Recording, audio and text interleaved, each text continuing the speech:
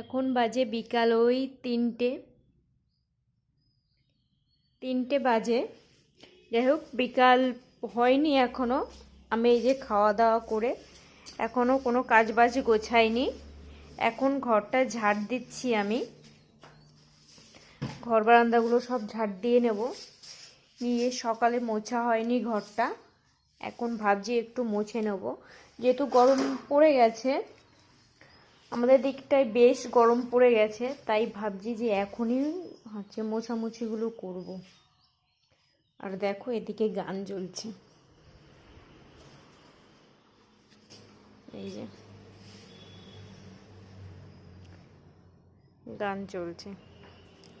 শুধুমাত্র ভিডিওতে কপিরাইট চলে আসবে, তার জন্য গানটা এখন চালাইনি।